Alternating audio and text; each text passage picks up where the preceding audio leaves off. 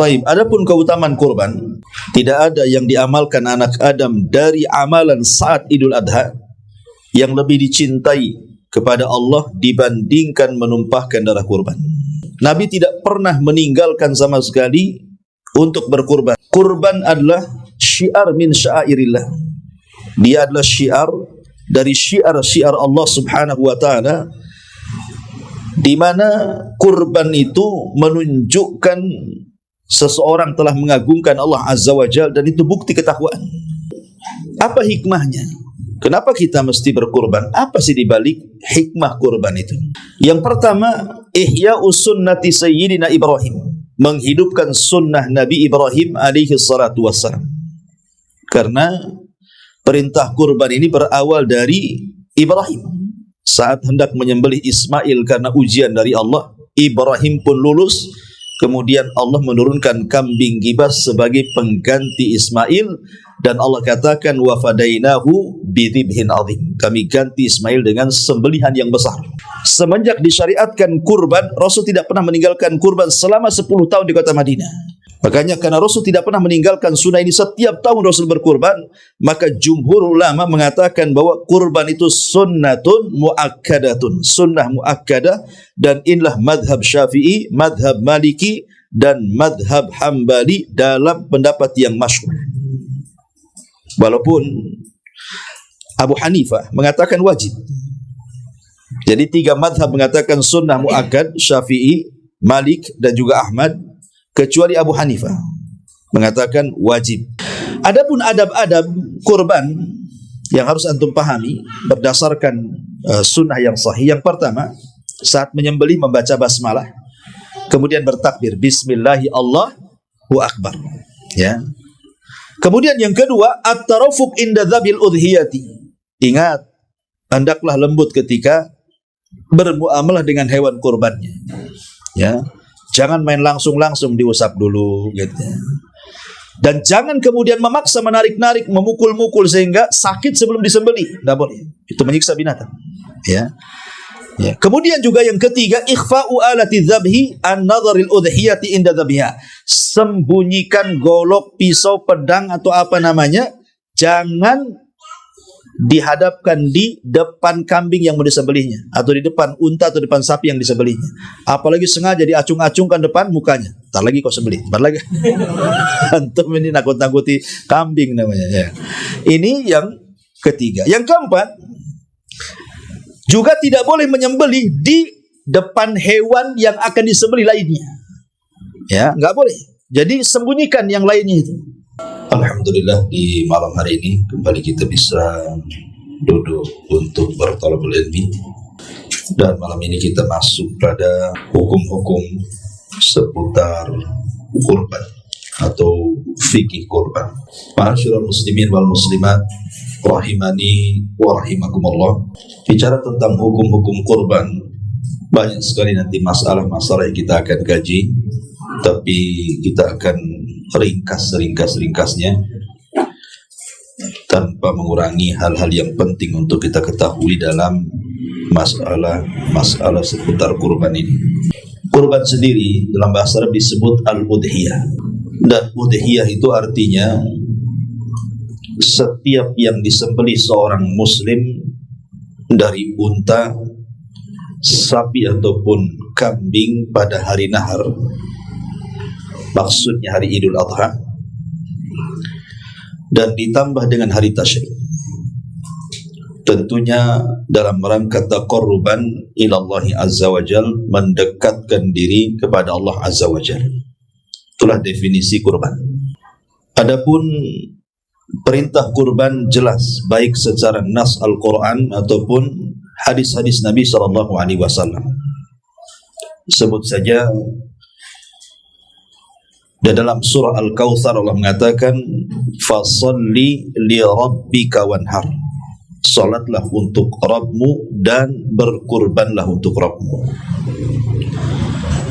Dan juga Allah Subhanahu wa taala mengatakan ayat yang ma'ruf kita dengar, kul inna salati wa nusuki wa mahyaya wa mamati lillahi rabbil alamin.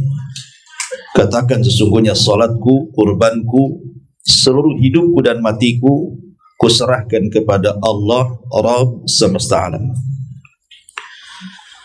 Adalah pun dalam hadis Nabi SAW tertera dalam Sahih Bukhari dan Muslim dari hadis Anas bin Malik radhiyallahu an, di mana Nabi SAW dhahan Nabi SAW bi kabsaini amlahaini dzabahahuma biyadihi wa samma wa kabbar wa wada'a rijlahu ala sifahihima.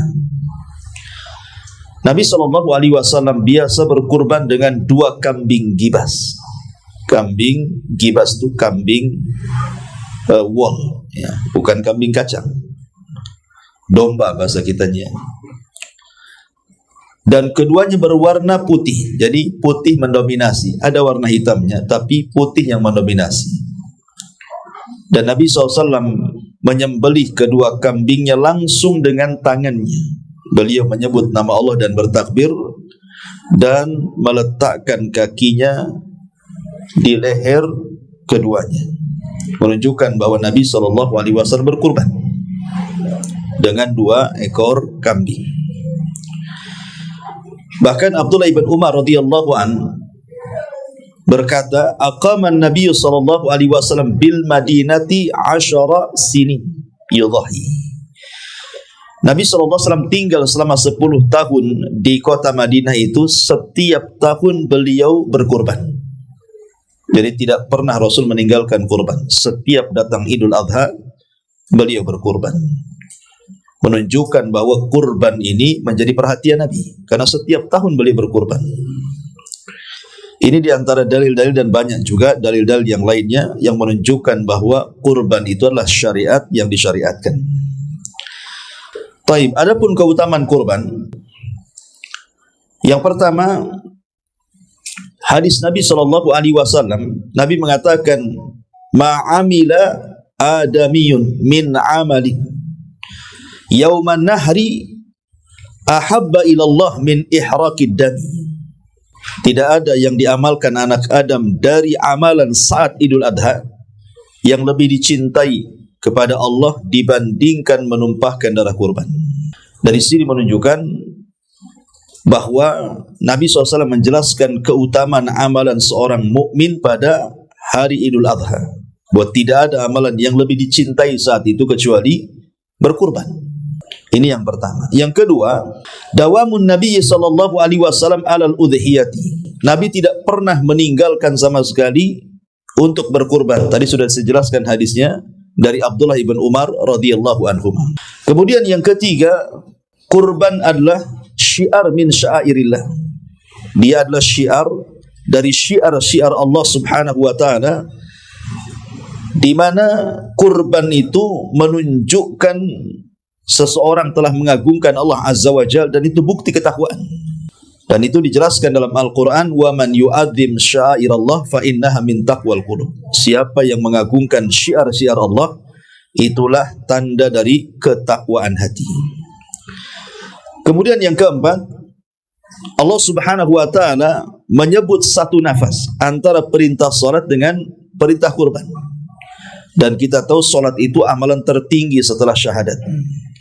Ketika kurban itu disebut satu nafas dengan amalan tertinggi setelah syahadat, menunjukkan bahwa kurban itu amalan yang luar biasa karena disebut satu nafas di beberapa ayat dalam Al-Quran. Fasalli li rabbika wanhar. Ada yang mentafsirkan, kata para ulama, karena kalau cerita ibadah badan, maka salatlah seafdal-afdalnya ibadah. Tapi kalau ibadah harta, maka kurbanlah seafdal-afdalnya ibadah pada waktunya. Ini di antara alasan kenapa Allah mengiringkan antara kurban dengan salat. Kemudian apa hikmahnya? Kenapa kita mesti berkurban? Apa sih dibalik hikmah kurban itu? Yang pertama, ihya'us sunnati sayyidina Ibrahim, menghidupkan sunnah Nabi Ibrahim alaihi salatu wassalam. Karena perintah kurban ini berawal dari Ibrahim. Saat hendak menyembelih Ismail karena ujian dari Allah, Ibrahim pun lulus. Kemudian Allah menurunkan kambing gibas sebagai pengganti Ismail, dan Allah katakan wa fadainahu bidhibhin azim. Kami ganti Ismail dengan sembelihan yang besar. Dan itu menjadi syiar sampai hari ini. Kemudian yang kedua, di antara hikmahnya adalah kita mengetahui tentang kesabaran Ibrahim saat diperintahkan Allah Subhanahu wa taala untuk menyembelih putranya Ismail. Bagaimana tidak, itu putra si mata wayang, baru punya satu, setelah sekian lama dia tidak punya anak, tahu-tahu punya anak, tiba-tiba diuji untuk menyembelih. Maka Ibrahim hanya bisa bersabar, karena itu wahyu dari Allah Subhanahu wa taala. Artinya kita bisa mempelajari kesabaran Ibrahim dan bersegeranya Ibrahim melaksanakan perintah Allah. Ini juga pelajaran yang kedua. Kemudian hikmah yang ketiga, kurban juga adalah tausiatu alal ahli wal aqarib wal jirani wal asdiqai wal fuqara. Jadi berkurban itu kita bisa membagi-bagi daging kurban, bersedekah, sehingga bisa memberikan kesenangan kepada keluarga, kepada kerabat, kepada tetangga, kepada kawan, bahkan kepada fuqara wal masakin, menyenangkan hati mereka. Dan itu amalan yang paling dicintai Allah. Apa itu? Memasukkan kesenangan ke hati seorang muslim. Kata Rasul, sururun tudkhiluhu ala qalbi muslim. Anda memasukkan kesenangan kepada hati seorang muslim itu adalah ahabbul a'mal ilallah, seutama-utama amalan yang paling dicintai di hadapan Allah Azza wa Jalla. Ini yang ketiga. Yang keempat, kurban juga dalam bentuk syukur. Kenapa demikian? Karena Allah Subhanahu wa taala sudah menundukkan binatang ternak kepada kita. Alhamdulillah, sampai hari ini di antara kita ada yang masih makan daging kambing. Mungkin habis ngaji ada juga yang nyate, ataupun makan daging unta. Mungkin di Timur Tengah sana, di sini susah pula cari unta. Kemudian memakan daging sapi, sudah jelas kan itu ya. Artinya ketika kita bisa memakan bahimatul an'am, menunjukkan bahwa Allah tundukkan binatang-binatang tersebut kepada kita. Kalau seandainya Allah tidak tundukkan, tidak mungkin kita makan daging kambing, ikhwan. Mau nangkap kambing saja takut diseruduk, bagaimana menyembelihnya? Jadi dalam bentuk inilah maka Allah Subhanahu wa taala perintahkan kita untuk bersyukur. Allah katakan, kadzalika sakharnaha lakum la'allakum tashkurun. Begitulah kami tundukkan binatang-binatang ternak itu kepada kalian agar kalian bersyukur. Kemudian yang kelima, tadi sudah saya katakan bahwa kurban adalah syiar dari syiar-syiar Islam. Makanya karena dia syiar, jangan berkurban sendirian di tempat yang manusia tidak tahu. Jadi kurban itu harus di tempat yang manusia tahu. Karena namanya syiar, kan harus tahu orang. Karena ini bagian daripada syiar, di mana syiar ini disyariatkan tentu dalam rangka mendekatkan diri kepada Allah Subhanahu wa taala dan dalam rangka mengijabah atas perintah Allah kepada kita. Dan yang terakhir, bahwa kurban adalah dalilun ala tasdiqil mutlak. Maksudnya dalil sebagai pembenaran secara mutlak keimanan seorang hamba kepada Allah Subhanahu wa taala. Karena ada orang yang belakangan mengkritik, lihat orang Islam itu, ya, mana akalnya katanya. Binatang tidak bersalah disembelih katanya. Binatang itu tidak bersalah, kenapa disembelih katanya? Ya. Kita katakan memang binatang tidak bersalah, tetapi binatang itu ciptaan Allah. Kita juga ciptaan Allah. Yang memerintahkan untuk menyembelih binatang juga Allah, dalam rangka mendekatkan diri kepada Allah. Lalu salahnya di mana kan begitu? Maka kurban itu dalil tentang pembenaran iman seorang hamba kepada Allah Azza wa Jalla. Ini diantara hikmahnya. Kemudian hukumnya. Hukum kurban itu apa? Jumhur ulama, mayoritas para ulama mengatakan kurban itu sunnah muakkad. Sunnatun muakkadatun. Beda sunnah muakkadah. Kalau sunnah itu kadang Rasul melakukan, kadang Rasul meninggalkan, itu sunnah namanya. Tapi kalau sudah diembel-embeli kalimat muakkadah, berarti sunnah itu tidak pernah ditinggalkan Nabi. Semenjak disyariatkan kurban, Rasul tidak pernah meninggalkan kurban selama 10 tahun di kota Madinah. Makanya karena Rasul tidak pernah meninggalkan sunnah ini, setiap tahun Rasul berkurban, maka jumhur ulama mengatakan bahwa kurban itu sunnatun muakkadatun, sunnah muakkadah, dan inilah madhab Syafi'i, madhab Maliki, dan madhab Hambali dalam pendapat yang masyhur. Walaupun Abu Hanifah mengatakan wajib. Jadi 3 madhab mengatakan sunnah muakkad, Syafi'i, Malik, dan juga Ahmad, kecuali Abu Hanifah mengatakan wajib. Dan yang mengatakan wajib ini juga diperkuat oleh pendapat Ibn Taimiyah. Syekhul Islam Ibn Taimiyah rahimahullahu ta'ala juga salah satu yang berpendapat wajibnya kurban mengikut pendapat Abu Hanifah. Alasannya karena perintah, fasholli li rabbika wanhar, perintah, berkurbanlah. Walaupun Al-Imam Ibn Utsaimin rahimahullahu ta'ala menguatkan bahwa kurban itu adalah sunnah muakkadah bagi yang mampu. Bagi yang mampu ya. Kalau enggak mampu, ya enggak perlu berkurban. Nanti ada persoalannya. Bagaimana kalau dia enggak mampu kemudian hutang? Nanti ada soalannya.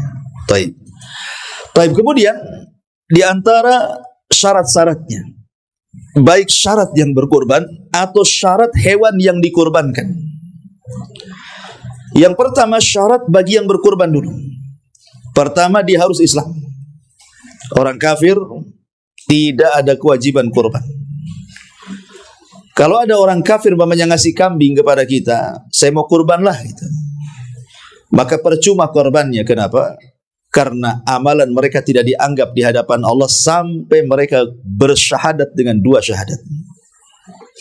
Ya kalau mereka mau ngasih ya nggak apa-apa, tapi tidak dianggap. A'maluhum karamadin istaddat bihirri. Amal mereka itu seperti debu yang dihempas angin, habis, percuma sampai mereka masuk Islam. Yang kedua, al-aqlu, harus berakal. Karena seorang muslim yang dibebani syariat itu hanya muslim yang berakal. Adapun orang gila tidak wajib kurban. Orang gila tidak wajib kurban. Kemudian yang ketiga, hurriyah, dia harus merdeka. Karena budak itu tidak wajib kurban, karena budak itu di bawah tekanan majikannya. Jadi dia harus muslim, berakal dan merdeka. Kemudian yang keempat, al-qudratul maliyah, harus punya kemampuan secara harta. Di sini terjadi silang pendapat. Maksud kemampuan secara harta itu apa? Madhab Maliki mengatakan maksudnya kelebihan harta. Jadi setelah umpamanya antum melaksanakan kewajiban memberikan nafkah kepada keluarga, kemudian ada sisa harta.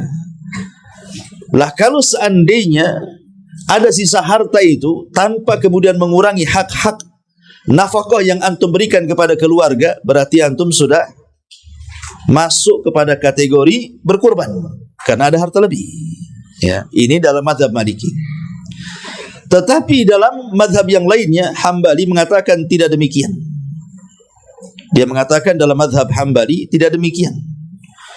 Pokoknya dia mengatakan man yastati al-husul ala thamanil udhiyati hatta lawistadana thamanaha. Kata mazhab Hambali, boleh seseorang itu berkurban asal dia punya harta untuk membeli hewan-hewan kurban, walaupun harus menghutang. Walaupun harus menghutang, dengan catatan dia bisa membayar hutang. Diperkirakan lah ya, dia bisa bayar hutang. Artinya dia punya uang simpanan, tapi uang itu dipegang orang. Sementara orang itu mungkin baru menyerahkan setelah kurban, setelah hari tasyrik pamannya, kan selesai itu kurban. Nah, berarti boleh kita ngutang karena sudah ada uangnya, tapi di tangan orang tuh. Ya, boleh kita beli kurban yang jelas ada niat untuk membayarnya. Dalam mazhab Hambali dibolehkan seperti itu. Tapi kalau seandainya sudah tidak punya kelebihan harta, kemudian dia pun kalaupun ngutang kemudian tidak punya harta yang kira-kira akan dibayarkan, maka jangan berkurban. Itu namanya membebani diri sesuatu yang tidak ada kemampuan. Itu bonek namanya, bondo nekat ya. Tidak perlu ya, karena tidak disyariatkan hutang itu. Hutang itu tidak disyariatkan. Taib. Ini diantara syarat yang berkurban. Adapun syarat hewan yang dikurbankan, pertama, syarat hewan yang dikurbankan itu harus imtilakul mudhahi li udhiyati bi syaklin syar'iyyin. Hewan kurban yang antum punya itu, entah kambing, entah sapi, entah unta, betul-betul antum mendapatkannya secara syar'i. Memang antum punya uang halal, kemudian antum membeli. Bukan antum mencuri. Mencuri sapi, mencuri kambing, mencuri unta, bukan. Jangan hewan curian. Atau hewan ghasab, hewan orang antum ambil. Ya. Jadi harus betul-betul mendapatkan hewan itu secara syar'i. Bukan hewan curian. Kemudian yang kedua, niat. Jadi dalam kurban itu harus ada niat. Karena orang yang menyembelih binatang itu macam-macam kan niatnya. Umpamanya penjual sate Madura. Kemudian dia menyembelih kambing untuk kurban, tidak untuk jualan. Ya. Jadi untuk membedakan mana kambing untuk jualan sate, mana kambing yang dikurbankan, harus ada niat. Niat inilah yang membedakan perkara ibadah dengan perkara kebiasaan. Jadi syarat yang kedua harus ada niat. Yang ketiga, salamatu minal uyub. Harus hewannya selamat dari cacat yang disepakati. Dan cacat yang disepakati itu ada 4. Berdasarkan hadis Nabi SAW. Apa itu? Yang pertama, tidak boleh awar. Al-bayyin awaruha. Pertama, tidak boleh buta sebelah dan jelas butanya. Yang kedua, arja. Al-bayyin arajuha. Tidak boleh pincang dan jelas pincangnya. Kemudian yang ketiga, di antaranya tidak boleh juga hewannya dia terlalu tua. Ya, tua banget gitu ya. Tua banget sehingga tidak bersumsum, sehingga kering gitu. Hanya tulang dibalut istilahnya kalau orang kurus itu tulang dibalut kulit, nggak ada dagingnya. Ya, nggak boleh yang tua banget gitu ya. Apalagi tua bangka lagi. Kan itu ya. Pokoknya nggak boleh tua. Ya. Kemudian yang keempat, al-marid bayyin maraduha. Tidak boleh yang sakit dan jelas sakitnya. Ini 4 saja disepakati. Kalau seandainya buta sebelah, kemudian dia pincang, kemudian dia sakit, kemudian dia tua, ada pada hewan yang dikurbankan, tidak sah kurbannya. Maka dari sini kata para ulama, cacat itu terbagi menjadi 3. Cacat yang dimaafkan, cacat yang tidak dimaafkan gitu ya, cacat yang dimakruhkan. Maknanya adalah kalau seandainya dari 4 cacat yang disepakati ini, ya, kemudian ada cacat yang lain yang lebih parah daripada cacat ini, berarti lebih tidak boleh dikorbankan. Ya. Tapi kalau seandainya cacatnya di bawah ini, cacatnya di atas ini lebih ringan cacatnya, ya, lebih ringan cacatnya, maka ulama mengatakan makruh hukumnya. Contoh umpamanya telinganya sobek gitu kan, ya, ekornya putus gitu ya, itu kan cacatnya lebih ringan. Jadi kalau lebih ringan dari 4 ini makruh gitu ya. Tapi kalau lebih berat seperti buta dua-duanya, kan buta sebelah saya nggak boleh, apalagi buta dua-duanya kan itu, maka lebih tidak boleh lagi, lebih haram lagi, tidak boleh dikorbankan. Ya, baik, ini syarat yang ketiga. Ya. Kemudian syarat yang keempat, umur daripada hewan yang akan dikurbankan. Umur hewan yang akan dikurbankan itu juga menjadi catatan. Ya, tidak boleh kemudian kambing kacang yang kurang usianya 1 tahun dikurbankan. Minimalnya kambing kacang 1 tahun. Tapi kalau kambing domba minimalnya 6 bulan. Kurang dari 6 bulan tidak boleh. Kalau sapi minimalnya 2 tahun.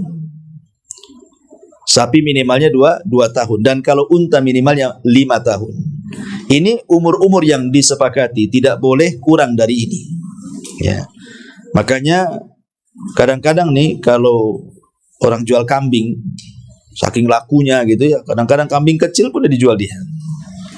Jadi harus tanya kepada pakar kambing, ini usianya berapa, ya. Tapi biasanya kalau orang pakar kambing itu dari giginya udah tahu dia. Oh, gigi nengok giginya udah tahu. Gimana caranya? Ya dia pakarnya. Antum enggak pakarnya mana tahu. Paling antum nengok giginya kuning enggak atau putih gitu. Kan itu ya. Udah tahu usianya berapa. Taib.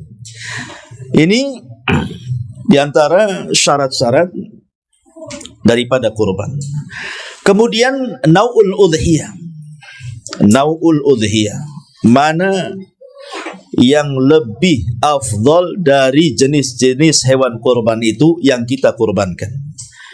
Apakah kambing lebih afdal? Apakah sapi lebih afdal? Apakah unta lebih afdal? Ataukah 7 orang untuk 1 sapi dan unta lebih afdal? Ataukah 1 ekor kambing lebih afdal? Ini soalannya. Masalah ini menjadi ranah khilaf para fuqaha. Pertama, pendapat Malikiyah anna afdhala anwa'il adhahi adh-dha'nu. Ulama Malikiyah, pengikut mazhab Imam Malik, mengatakan bahwa berkurban dengan kambing domba itu jauh lebih baik dibandingkan sapi dan unta. Alasannya, karena Nabi SAW selama 10 tahun berkurban itu hanya dengan kambing. Setiap tahun dia berkambing. Padahal ada sapi dan unta, tapi Rasul memilih kambing. Dari sini maka kata Imam Ibn Rushdi rahimahullahu ta'ala, dia mengatakan, Zahaba Malik ila anna al-afdala fi dhahaya al-qibas thumma al-baqar thumma al-ibil. Katanya Imam Ibn Rushd mengatakan, pendapat Imam Malik bahwa seafdal-afdalnya hewan kurban itu dimulai dari kambing gibas, kemudian sapi, kemudian unta. Ini menurut mazhab Malik. Tetapi berbeda pula dengan mazhab Hambali dan juga Syafi'i. Pengikut Imam Ahmad dan juga pengikut Imam Syafi'i justru kebalikannya daripada Malikiyah. Artinya yang paling afdol, yang lebih besar dulu, unta dulu. Baru tidak ada unta, sapi. Baru tidak ada sapi, kambing. Justru kambing dibelakangkan. Tapi dalam mazhab Maliki, kambing pula didepankan, unta pula dibelakangkan. Ya. Apa alasan keduanya? Kata Imam Ibn Rushd ketika menceritakan tentang sababul khilaf, tentang sebab khilafnya bainal fuqaha ini, di antara ahli fikih ini, kenapa mazhab Maliki lebih cenderung kambing itu lebih afdal, kenapa pula mazhab Hambali dan Syafi'i mengatakan unta pula lebih afdal? Maka mereka mengatakan, atau kata Imam Ibn Rushd mengatakan, wasababu ikhtilafihim mu'aradatul qiyas li dalilil fi'li. Karena mazhab Malik itu menolak kias, menolak adanya kias, dan berdalil dengan perbuatan Nabi. Nabi tidak pernah berkurban selain dengan kambing, makanya kambing lebih afdal. Berbeda pula dengan Hambali dan Syafi'i, mereka berdalil dengan kias. Berdalil dengan kias. Maksudnya, kita tahu bahwa kurban itu artinya mendekatkan diri dengan binatang, mendekatkan diri kepada Allah dengan menyembelih binatang. Dan di dalam kurban itu kan ada bentuk hadiah, bisa disedekahkan dan bisa dihadiahkan. Sesuatu yang disedekahkan dan dihadiahkan itu semakin banyak menghadiahkan, semakin baik kan? Ya. Semakin besar yang dihadiahkan, semakin baik. Sementara kambing dengan unta, besar mana? Besar unta. Tentu dagingnya lebih banyak lagi dibandingkan kambing, kan begitu. Makanya unta lebih utama dibandingkan kambing. Nah, itu alasan kenapa memilih unta lebih afdal dibandingkan kambing, karena dia lebih gemuk, lebih banyak dagingnya, lebih sempurna, dan lebih banyak fuqara dan masakin akan mendapatkannya. Ya, wallahu alam. Saya cenderung kepada pendapat yang kedua, bahwa berkurban itu secara umum yang lebih gemuk, yang lebih banyak dagingnya itu jauh lebih utama dibandingkan yang kecil. Ya, maka kalau memang bisa beli unta-unta, tidak bisa sapi, tidak bisa kambing, tidak bisa juga 7 orang untuk 1 unta atau 7 orang untuk 1 kambing, 1 sapi. Dan kambing tidak boleh berserikat. Kambing itu tidak boleh berserikat. Baik. Ma'asyiral muslimin yang dimuliakan Allah Subhanahu wa taala. Di masyarakat sering bertanya-tanya kepada saya ini tentang hukum berkorban untuk orang mati. Hukum berkorban untuk orang mati. Maka ulama menjelaskan berkorban kepada orang mati itu ada 3 poin yang harus dipahami. Berkorban kepada orang mati itu harus ada 3 poin yang antum harus pahami. Pertama, berkorban untuk orang mati itu karena sifatnya taba'an lil ahya, mengikut ke yang hidup. Maksudnya, kalau saya punya kambing, kemudian saya berkorban tahun ini, kemudian saya sembelih, maka saya niatkan kambing ini untuk kurban saya dan keluarga saya, plus orang tua saya yang sudah meninggal. Itu namanya mengikut sertakan orang mati dengan orang hidup. Maka tidak mengapa. Dan inilah yang dilakukan para sahabat Nabi SAW. Mereka berkorban untuk diri mereka dan keluarga mereka secara mutlak seperti itu. Bisa masuknya keluarga yang masih hidup atau keluarga yang sudah meninggal, kalau sifatnya diikut sertakan. Ini yang pertama. Yang kedua, seseorang berkurban kepada orang yang sudah meninggal atau kepada yang mayit itu ketika orang yang meninggal di masa hidupnya dia berwasiat. Dia berwasiat, nah kalau saya mati, kita kan banyak kambingnya itu, kurbankanlah kambingku itu setelah kematianku. Maka kalau seandainya dia berwasiat sebelum meninggal, maka berkorban untuk orang mati hukumnya wajib. Kenapa? Melaksanakan wasiat. Ya. Ini yang kedua. Dan yang ketiga, hanya sekedar tabarruan saja, ingin berbuat baik kepada orang mati. Tidak disertakan dengan orang hidup, ya tidak pula orang mati dulunya bernadar atau berwasiat gitu ya. Ya pokoknya ingin berbuat baik saja kepada orang tua. Saya punya orang tua sudah meninggal, saya ingin korban untuk orang tua saya, macam mana hukumnya? Ya. Ma'asyiral muslimin yang dimuliakan Allah Azza wa Jalla, sebagian para ulama mengatakan jaizatun, boleh. Jaizatun, boleh. Wa qad nassa fuqaha'il hanabilati ala anna thawabaha yasilu ilal mayyit wa yantafi'u bihi qiyasan ala sadaqati anhu.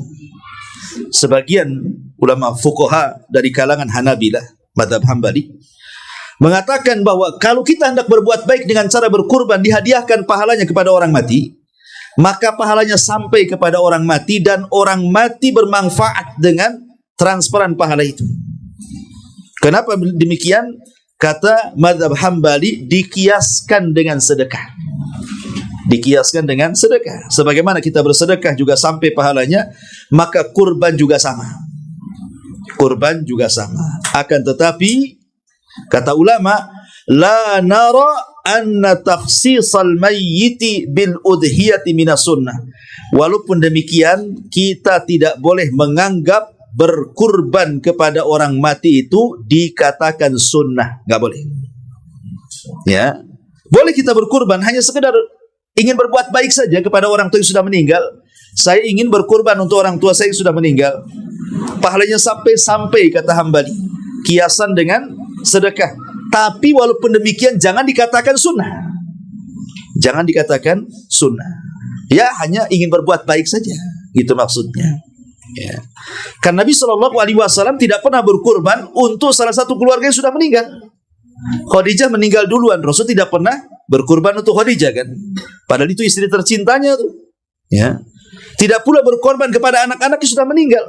Seperti Ruqayyah, Ummu Kulthum, Zainab itu kan meninggal duluan. Tapi tidak berkorban juga untuk mereka yang sudah meninggal. Makanya kemudian sebagian para ulama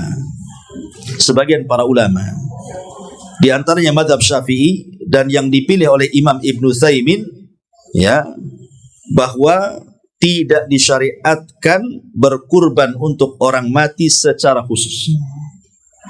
Dan Malikiyah mengatakan makruh. Kenapa? Walaysa lil insan illa ma sa'a. Karena manusia itu tidak membawa pahala kecuali yang diusahakan saja. Ya. Ma'asyiral muslimin yang dimuliakan Allah Subhanahu wa taala. Adapun kalau seandainya bentuk kurbannya itu karena sebuah nazar. Kalau ibu saya sembuh tahun ini, saya pengen kurban. Walaupun nazar seperti ini tidak boleh. Ya, ini namanya nazar barter. Nazar seperti ini tidak dilakukan kecuali orang bakhil. Kalau orang nggak bakhil nggak perlu ngomong gitu. Kalau orang bakhil yang ngomong gitu itu. Kalau ibu saya sembuh, saya kurban. Berarti kalau tak sembuh, tak kurban. Kan bakhil jadinya kan. Ya, anggaplah dia bernazar seperti itu. Ya Allah, kalau ibu saya sembuh, orang tua saya sembuh, anak saya lulus, saya juga sembuh, saya akan berkurban tahun ini. Allah takdirkan sembuh betul. Ya, maka dia harus melaksanakan nazarnya. Kenapa? Karena nazarnya dalam rangka ketaatan. Kecuali kalau nazarnya ada kemaksiatan. Aku ingin berkorban di kuburan wali fulan. Nah, itu lain lagi. Tidak ada unsur syiriknya. Tapi kalau ingin berkorban di Idul Adha, itu sebuah hal yang disyariatkan. Maka masuk dalam hadis Nabi SAW, man nadhara an yuti Allah falyuti'hu wa man nadhara an ya'siyahu fala ya'si. Siapa yang bernazar ingin mentaati Allah, lakukan. Siapa yang bernazar untuk bermaksiat kepada Allah, jangan dilakukan. Ya. Taib, ma'asyiral muslimin yang dimuliakan Allah Subhanahu wa taala. Sekarang masuk pada waktu penyembelihan. Kapan kita ini menyembelih kurban? Ada dua waktu tidak boleh Anda menyembelih kurban. Pertama, tidak boleh menyembelih kurban sebelum terbit fajar di hari Idul Adha. Berarti kalau sebelum terbit fajar, berarti subuh-subuh bulan antum sudah sembelih itu. Pagi-pagi buta itu ya, antum lapar mungkin mau makan sate. Sebelum subuh sudah disembelih, maka tidak sah kurbannya. Yang kedua, tidak boleh berkurban sebelum sholat Id. Tidak boleh kurban sebelum sholat Id. Tidak boleh kurban sebelum terbit fajar. Dan tidak boleh berkurban sebelum sholat Id. Kenapa? Karena ada hadis dari Bara bin Azib radhiyallahu an. Dia mengatakan Nabi bersabda, dan beliau sedang berkhutbah. Salah satu bunyi khutbahnya adalah, Inna awwala ma nabda min yaumina hadha an nusalliya thumma narji'a fananhara faman fa'ala hadha faqad asaba sunnatana wa man nahara fa innama huwa lahmun yuqaddimuhu li ahli laisa minan nusuki fi syai'in.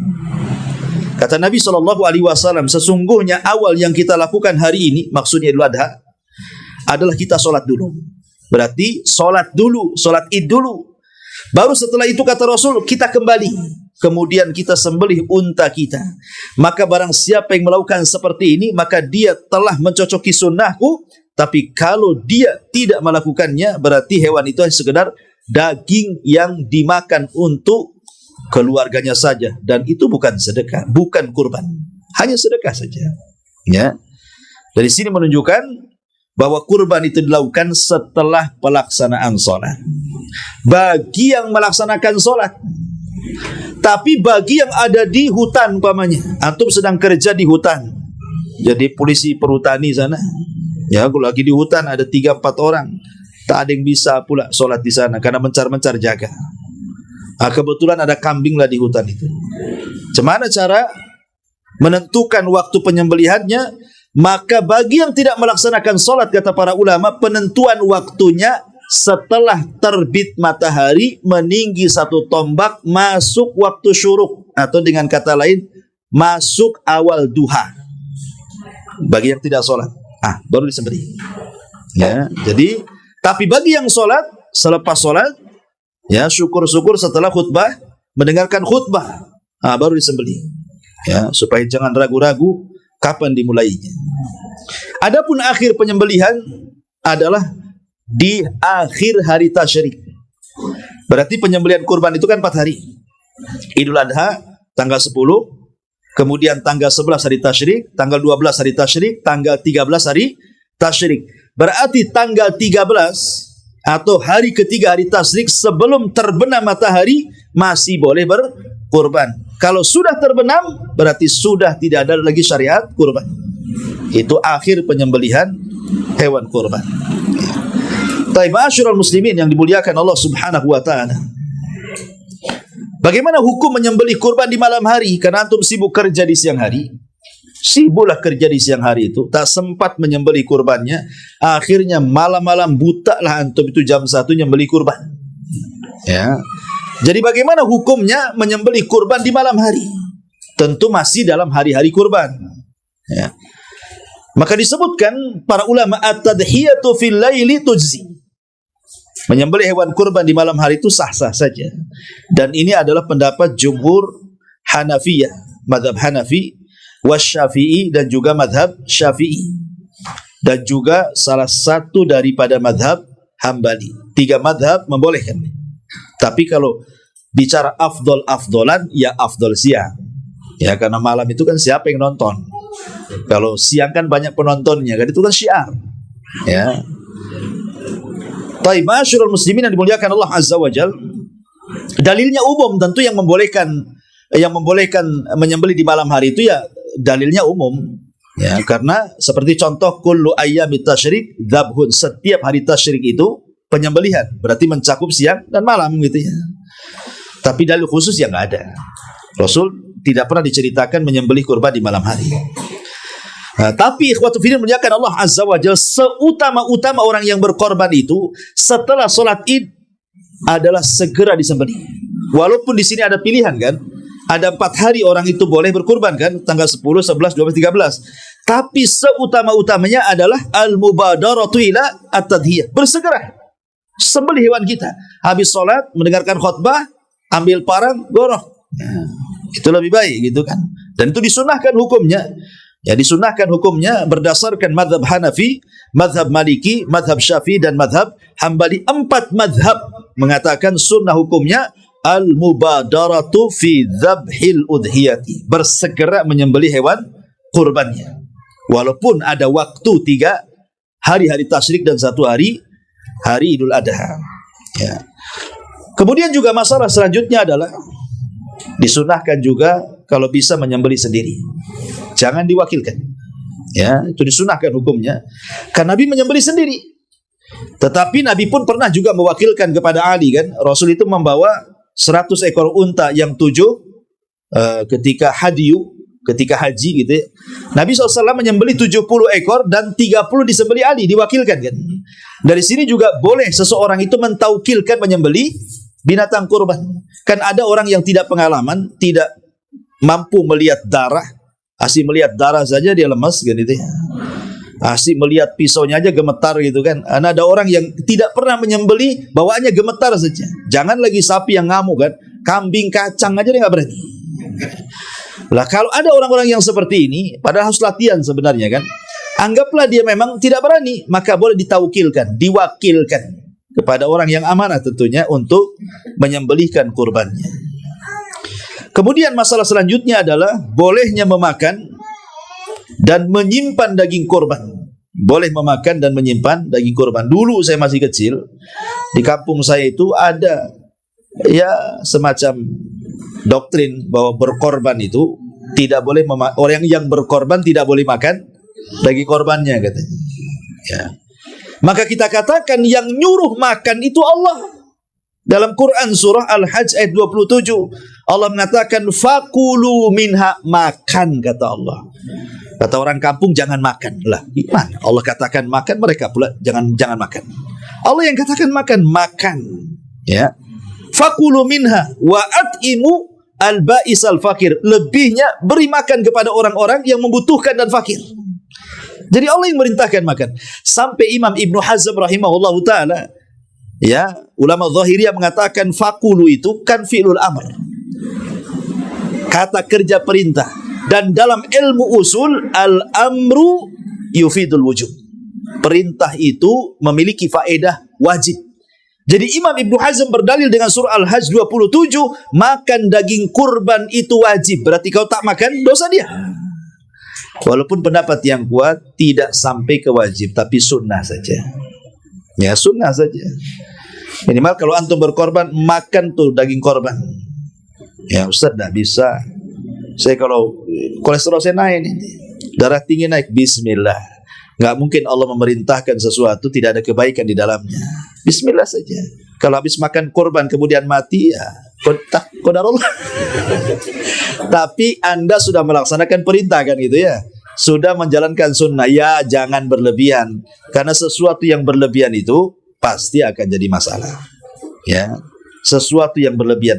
Tapi kalau memang ada larangan dari dokter, ya itu kan sudah jelas tidak boleh. Ya, tetap antum lebih memilih kesehatan. Jangan mentang-mentang sunnah main hantam saja. Oh, kata Ustaz kan sunnah, main hantam saja. Habis itu darah tinggi naik kan itu. Bawaannya lebih keras. Apa namanya? Suaranya daripada suara kambingnya. Karena lagi darah tinggi. Kan itu ya. Jadi tidak boleh seperti contohnya umpamanya Nabi Yakub. Nabi Yakub itu dikisahkan dia punya penyakit dalam badannya, capek-capek. Akhirnya didatangi tabib, kata tabib mengatakan engkau tidak boleh makan daging unta dan tidak boleh meminum susunya. Maka selama itu Yakub tidak pernah makan daging unta dan minum susu unta karena demi kesehatan. Ya, demi kesehatan.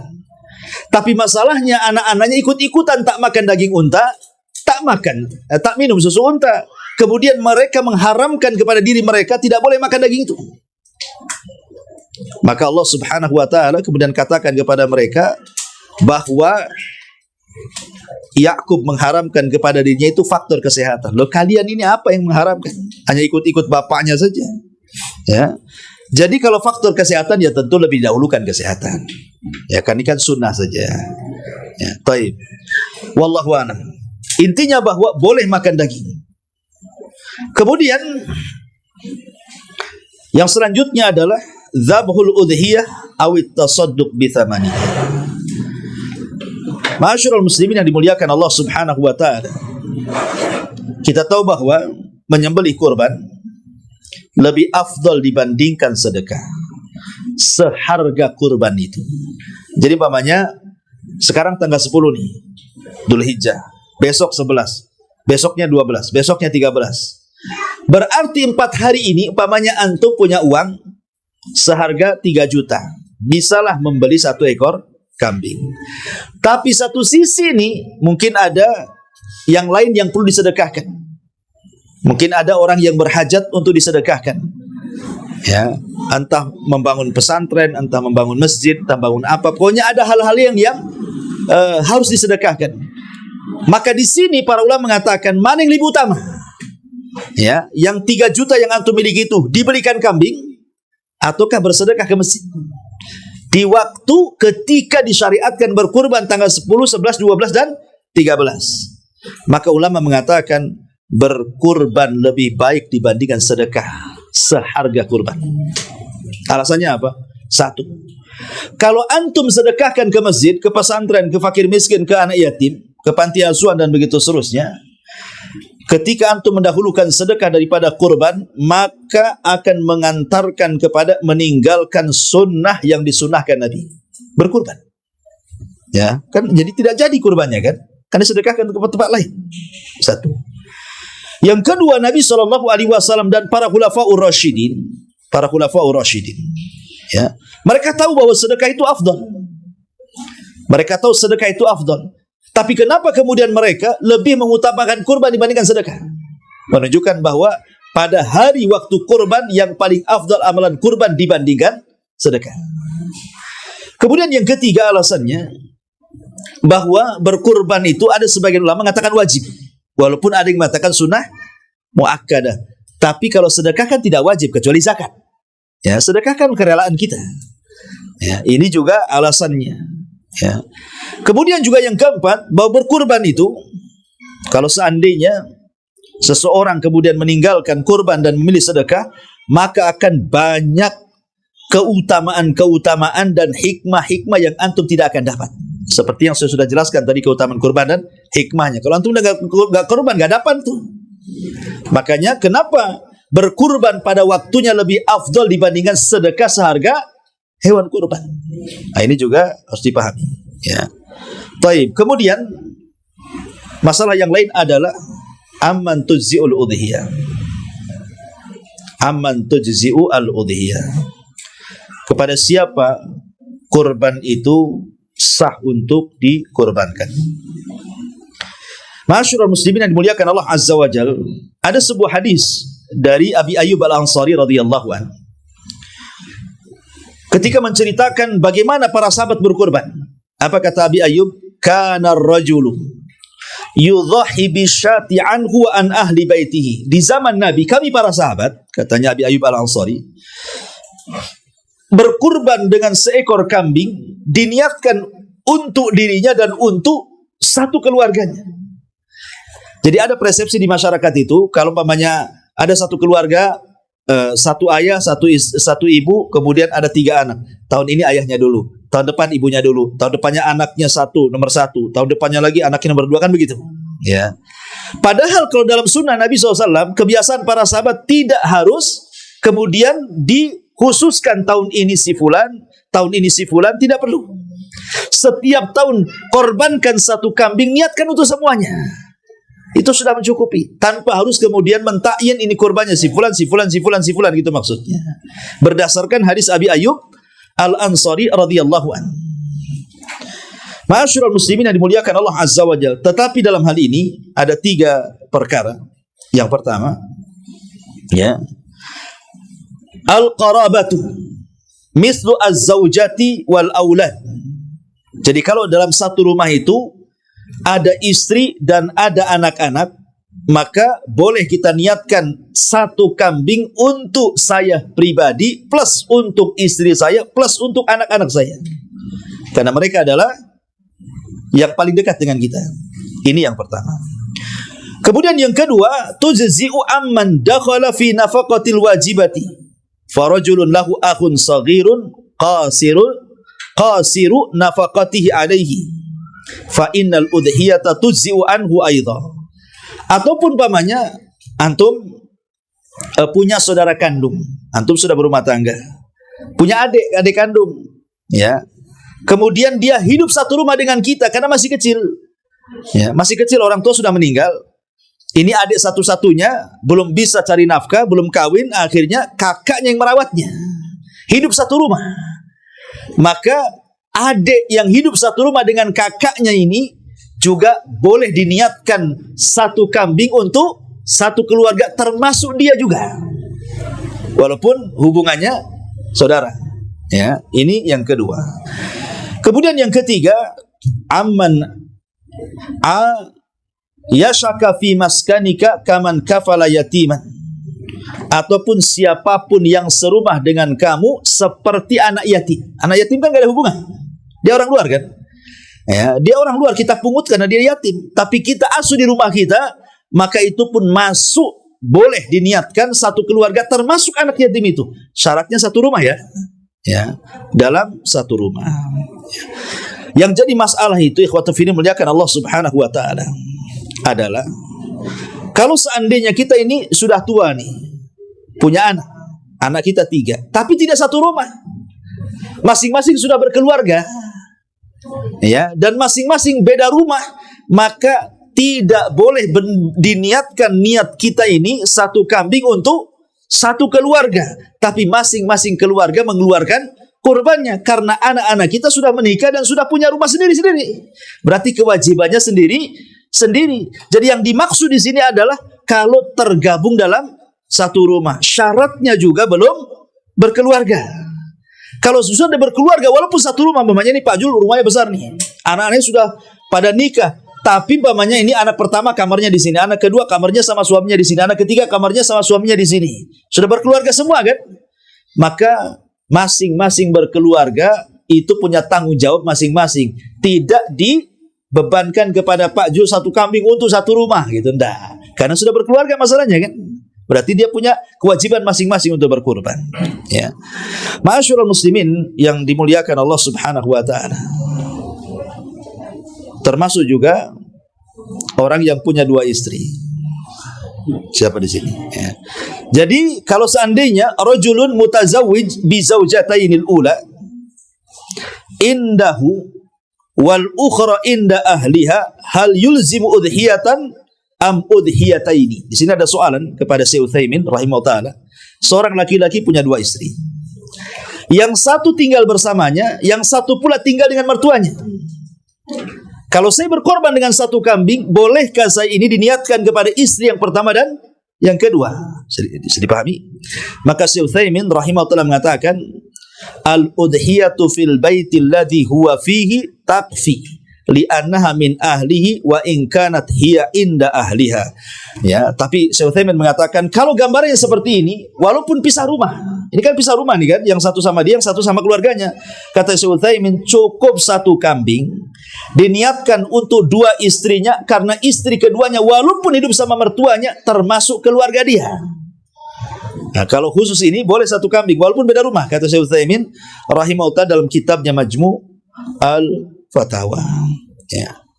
Baik, ma'asyiral muslimin yang dimuliakan Allah Azza wa Jalla, kita masuk pada pembagian hewan kurban.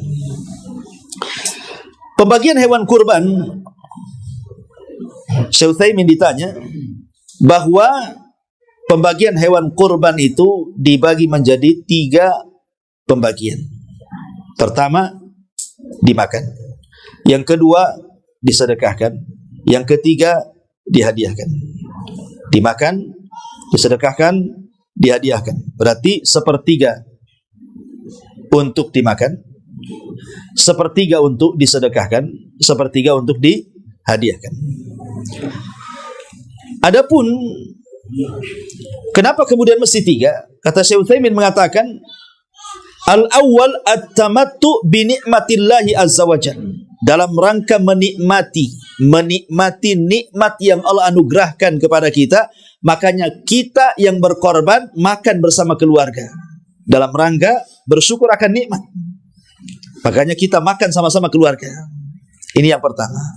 Yang kedua, raja'us tsawabillah. Yang kedua, bukan hanya menikmati nikmat yang Allah anugerahkan, tapi kita pun ingin berpahala.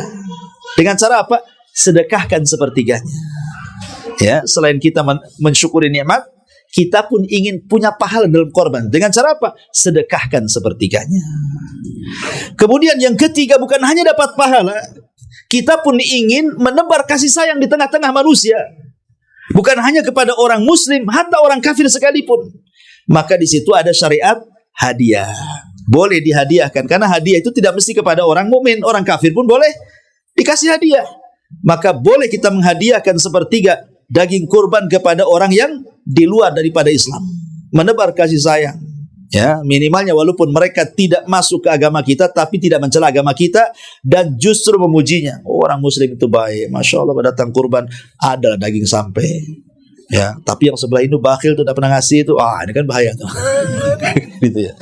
Baik, ma'asyiral muslimin yang dimuliakan Allah Azza wa Jalla, itu diantara hikmah kenapa kurban itu kemudian dibagi 3. Baik, kemudian mengirim qimatul adhahi ila biladil islamiyah. Umpamanya kita ingin berkorban di kampung, kita kirim uangnya. Ya, saya mau nggak korban di Batam lah, saya ingin korban di Padang, saya ingin korban di Jawa, saya ingin korban di Medan, saya ingin korban di Alor sana. Ya, macam mana ini? Maka dijelaskan ya tentang masalah ini. Sebenarnya asal kurban itu adalah berkurban di daerah yang ia tinggal dan mencari nafkah di situ. Jadi kalau antum mencari nafkah di Batam, tinggal di Batam, maka disyariatkan kurban di Batam. Itu asalnya, hukum asalnya. Kenapa alasannya? 1, karena tampak syiar-syiar Allah di negeri Islam. Sebab kalau manusia kemudian mengirim kurban ke tempat-tempat lain, nanti di daerahnya tidak tampak syiarnya. Yang tampak daerah lain pula, kan itu. Ini 1. Kemudian yang kedua, disyariatkan dalam penyembelihan yang sudah saya jelaskan di atas, bahwa disunnahkan menyembelih dengan tangannya sendiri yang berkorban. Lah kalau kemudian dikirim ke kampung, cemana antum nyembelihnya? Yang ada kepalanya sudah sampai pula lewat Facebook, lewat WA. Nih nampak kepalanya nih kan, udah lepas dari badannya. Lah siapa yang nyembelih itu? Padahal disunnahkan nyembelih sendiri kan? Berarti luputlah antum tidak bisa menyembelih sendiri kan? Otomatis yang menyembelih orang lain. Ya, diwakilkan kan itu. Kemudian yang ketiga juga, antum tidak bisa beribadah kepada Allah Azza wa Jalla saat menyembelih kurban dengan cara menyebut nama Allah, bertakbir dan meniatkan kurban ini untuk Allah. Karena yang menyebut nama Allah, bertakbir dan meniatkan kurban bukan antum, tapi yang menyembelih di kampung sana kan itu. Luput antum ta'abbud, beribadah kepada Allah Subhanahu wa ta'ala. Ya. Kemudian juga beribadah dengan cara memakan dagingnya dan juga memberi tetangga-tetangganya, dan fuqara di sekitarnya nggak dapat. Ya, tapi yang dapat orang kampungnya kan. Jadi banyak luput. Kecuali kata para ulama, bolehnya kita mengirim kurban ini kalau memang inda al-hajah. Boleh jadi mungkin daerah itu baru diterjang tsunami, diterjang gempa, diterjang musibah gitu ya. Sehingga kemudian mereka mengungsi, kelaparan di mana-mana. Itu lain lagi. Karena ada hajat di situ. Nah, terkadang dikirim ke daerah-daerah tersebut jauh lebih afdal dibandingkan kurban di tempat kita. Karena boleh jadi mereka ada yang kelaparan, ya, ada yang kekurangan gizi, ada yang banyak penyakit dan begitu seterusnya. Maka dalam kondisi seperti ini ya tentu boleh-boleh saja kita dikirim ke tempat lain. Baik. Adapun adab-adab kurban yang harus antum pahami berdasarkan sunnah yang sahih. Yang pertama, saat menyembelih membaca basmalah, kemudian bertakbir bismillahi Allahu akbar. Ya. Kemudian yang kedua, at-tarafuq inda dzabil udhiyati. Ingat, hendaklah lembut ketika bermuamalah dengan hewan kurbannya. Ya. Jangan main langsung-langsung, diusap dulu gitu. Dan jangan kemudian memaksa menarik-narik, memukul-mukul sehingga sakit sebelum disembelih. Enggak boleh. Itu menyiksa binatang. Ya. Ya. Kemudian juga yang ketiga, ikhfa'u alati dzabhi an-nadharil udhiyati inda dzabhiha. Sembunyikan golok, pisau, pedang atau apa namanya, jangan dihadapkan di depan kambing yang mau disembelihnya, atau di depan unta atau depan sapi yang disembelihnya. Apalagi sengaja diacung-acungkan depan mukanya. Ntar lagi kau sembelih, ntar lagi. Antum ini nakut-nakuti kambing namanya ya. Ini yang ketiga. Yang keempat, juga tidak boleh menyembelih di depan hewan yang akan disembelih lainnya. Ya, nggak boleh. Jadi sembunyikan yang lainnya itu. Cari tempat yang aman, yang tersembunyi. Nanti kalau sudah selesai, baru tarik kawannya gitu. Jangan mereka suruh menyaksikan pembantaian itu kan gitu. Ini juga termasuk adab kurban. Kemudian yang nomor 4, yang nomor 5 adalah at-ta'akud min zuhuki nafsiha. Harus yakin bahwa kurban itu mati betul. Jangan mati saat dikuliti, ya, atau mati saat dibedal perutnya, jangan. Mati betul-betul mati, baru digantung dan dikuliti. Ya, karena bisa menyakiti si binatang. Kemudian juga yang keenam, iltizam bidzabhi fil amakin al-mukhassasati lidzalik li riayati lil maslahatil ami wal khassa. Kalau bisa cari tempat-tempat yang nanti setelah pelaksanaan kurban itu tidak menyakiti orang. Pamannya jadi bau kemana-mana kan itu ya. Naruh kotoran sembarangan, akhirnya dibawa angin kemana-mana, baunya seruput-seruput yang akhirnya tercium orang kan. Jadi kalau bisa punya tempat khusus sehingga tidak memadaratkan orang dalam pelaksanaannya gitu ya. Itu juga termasuk adab juga. Nah, termasuk juga tidak boleh seorang muslim an yu'tiyal jazar syai'an minal udhiyati ala sabilil ajri. Tidak boleh seorang muslim memberi imbalan kepada tukang sembelihan kalau dalam niat memberi upah. Tapi kalau bukan memberi upah, memang dia orang miskin dapat bagian kurban, gak apa-apa. Yang gak boleh itu memberikan upah, karena Rasul melarang, tidak boleh memberikan upah kepada tukang sembelih. Karena banyak tukang-tukang sembelih itu sebelum disembelih sudah ngomong tuh, nanti kepalanya untuk saya. Ya enak saja kan itu ya. Kemudian juga ada mutarki mukhallafati dzabhi fi syawari'. Tidak boleh kemudian menyembelih kurban itu di tempat-tempat umum seperti jalan-jalan, lapangan yang Ya tadi sudah dijelaskan, bisa menyakiti orang.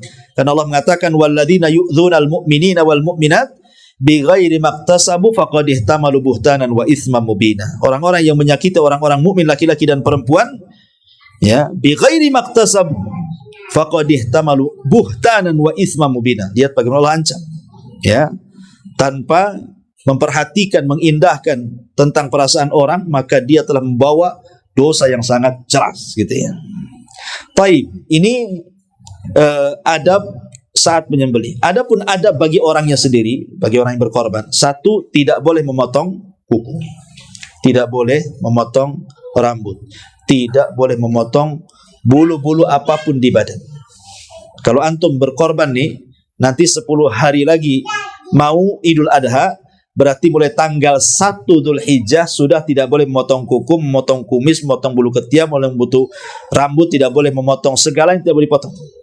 Ya, karena dikiaskan kepada orang yang ihram haji. Kepada orang yang ihram haji kan banyak tuh larangan-larangan kan. Termasuk orang berkurban pun ada larangan-larangan yang harus dipatuhi. Salah satunya tidak boleh memotong dan baik rambut, bulu ataupun kuku. Dan kalau sampai memotong, kata ulama haram, hukumnya berdosa. Dan ini berdasarkan hadis Ummi Salamah radhiyallahu an. Nabi mengatakan, "Man kana indahu dzabhun yuridu an yadbahahu fara'a hilala dzil hijjati fala yamussa min sya'rihi wala min adfari hatta yudhhiya." Barang siapa yang hendak berkurban, kemudian dia melihat bulan awal Dzulhijjah tanggal 1, maksudnya tanggal 1 sampai tanggal 10, maka tidak boleh disentuh rambutnya, tidak boleh disentuh kukunya sampai hewan kurbannya dikurbankan. Boleh dipotong. Dari sini kata para ulama, larangan ini memiliki faedah tahrim, haram hukumnya. Walaupun ada ulama yang mengatakan makruh. Ya. Tetapi kalau memang ada orang yang melakukannya, dia berkorban, tetap juga memotong kuku dan memotong ini, apakah ada bayar fidyah? Tidak ada. Cuman dia berdosa karena melakukan hal yang diharamkan. Mohon maaf tidak ada soal jawab. Subhanallah bihamdika asyhadu an la ilaha illa anta astaghfiruka wa atubu ilaik. Allah ta'ala. Assalamualaikum warahmatullahi wabarakatuh.